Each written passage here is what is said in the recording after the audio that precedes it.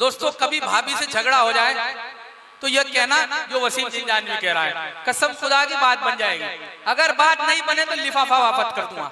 मुलाहिदा फरमाए, तू मेरी जान है तो मेरी जान है। चौधरी साहब, डॉक्टर सलीम फारूकी साहब,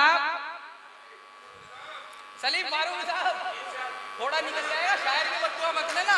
मुलाहिदा फरमाए, तू मेरी जान है तो मेरी जान है, तू मेरी जान, मेरी जान है तो मेरी जान है। संग मरमर की पाकीज़ा मूरत है तू, संग मरमर की पाकीज़ा मूरत है तू।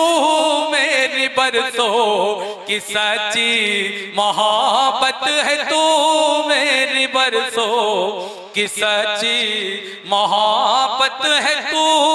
सच तो ये है कि मेरी जरूरत है तू, सच तो ये है कि मेरी जरूरत है तू।